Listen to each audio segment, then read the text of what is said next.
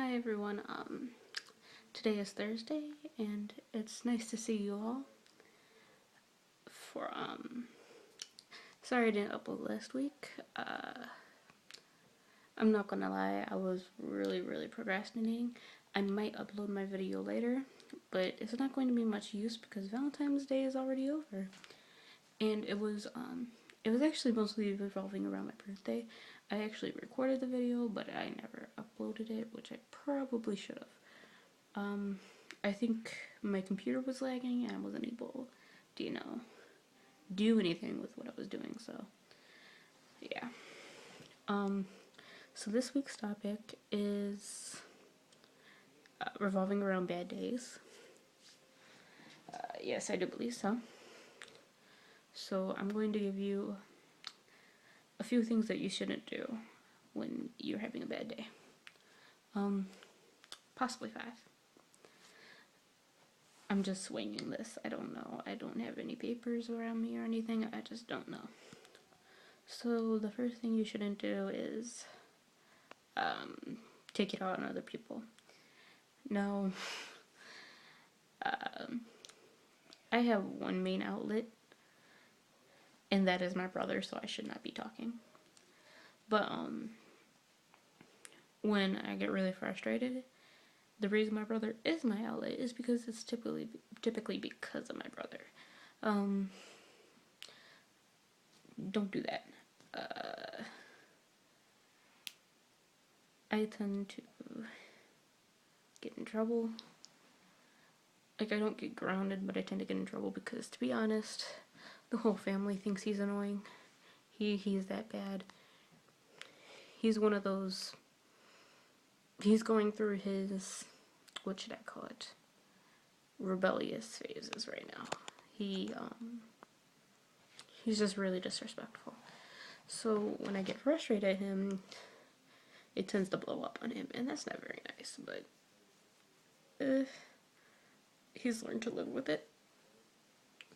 However, it's not a good thing to do, especially if the person can't take it. So don't take it out on other people.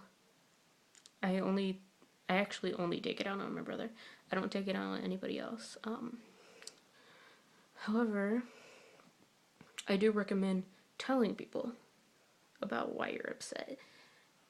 They could be your outlet, sort of, and it could really help. Another thing I recommend not doing is completely blocking anybody out. That's not good at all. I actually know this because I've done this before. So, yeah, it's not good. Let me tell you the story. So last year on my birthday, which is the day after Valentine's Day, we went out to Texas Roadhouse. We were planning on going to Joe's Crab Shack, but it was packed. It was Valentine's Day week and it was packed, so we couldn't. However, we had to drive to Texas Roadhouse, and that wasn't very nice. Well, in the car, TJ was just bouncing off the walls hyper, like bouncing off the walls, and I just couldn't take it. And I got past the usual phases where I took out all my stress and anger out of him, and I was just completely past those phases. I was so mad because it's my birthday. Why are you doing that? That makes no sense. So I ignored his pure existence for an entire week and a half, and it takes a lot for me to do that. Like, I think my brother is the only person I've done that to. I've done that to inanimate objects, like, for example, my Kindle, which needs to die, but at the same time turn back on because I love it. Yeah, inanimate objects and me just no. So, TJ actually apologized really badly because apparently he couldn't take the pure silence coming from me. I ignored his pure existence. Like, even when we sat down to eat dinner at my Nana's house, I wouldn't pass him the salt. I was like, who's TJ? Who is he? I don't know TJ.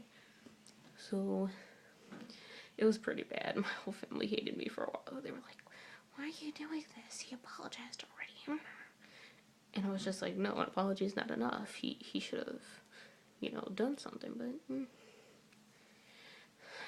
so once I got past that phase,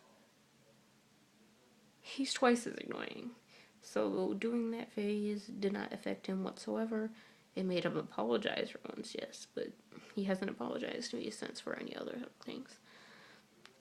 So what I'm getting at is you can't expect results from shutting people out.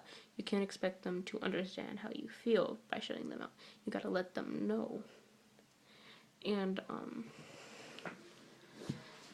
yeah, it might be, some of the things might be a bit sensitive, but if you truly believe that they're your friend or that you can trust them, they're your family, you love them to death, you can trust them with anything you say, then just tell them. It helps a lot instead of being quiet. Another thing I don't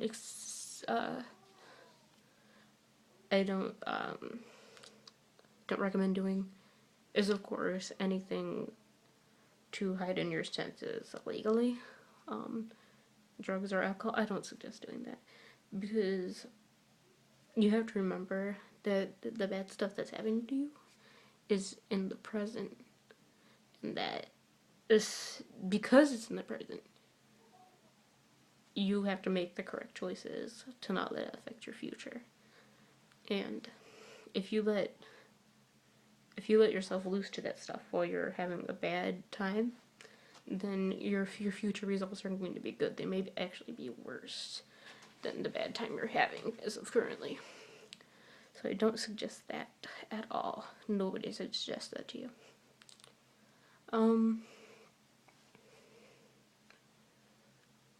Another thing I don't recommend doing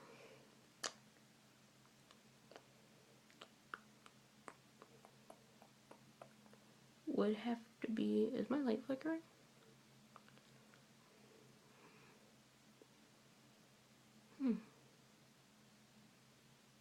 Something?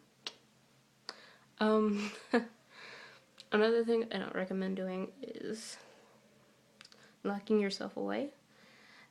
That's different from completely secluding yourself off like I did earlier. What I mean by locking yourself away is going on a boycott, basically. Don't lock yourself in your room and say you're not going to come out until it gets better or something like that. That's not going to help. It's not getting better by you just staying in one place. You're not going to change anything by staying in one place. Nobody's going to change anything for you by you staying in one place. It just doesn't work like that. And if it did, I'd probably be doing it.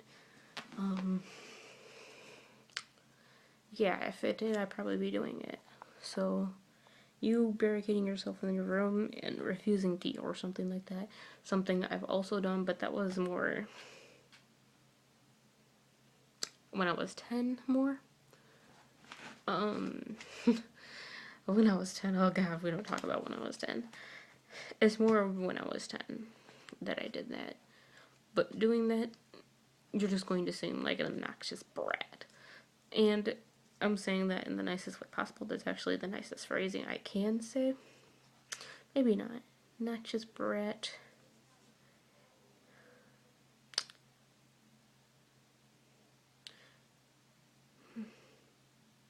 Yeah, that's probably the nicest thing I can say. Which is a lot to say. You barricading yourself in your room and refusing to do something is just going to make you seem like an obnoxious brat, and it's going to make you seem like a immature child.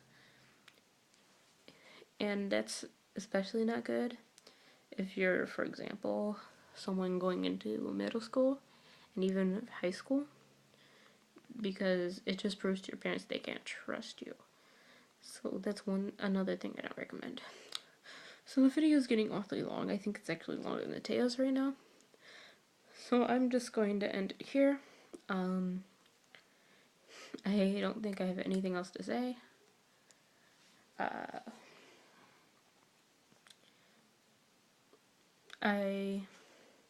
have nothing else to say. So don't forget to like and subscribe. I needed to think of that. That's something I need to say. Don't forget to like and subscribe. We also made a Twitter account as well, so you can follow that. The link will be down in the description below. I'll also put our individual channels so you can follow them, and Tumblr channels, Tumblr blogs, so you can follow them if you want to. You can also follow our individual channels. I'll put those links below. I'll put everybody's because I think everybody's forgotten. I'll have to ask them first. So I'll put everybody's unless they tell me not to put theirs. But on our blogs, you can ask us anything and we won't judge you for anything, and we'll give you good advice and everything. You don't have to come out straightforward. You could just be anonymous and we'll just answer anything. Is that it? I do believe that is it. So as always, stay healthy and stay clean. Bye.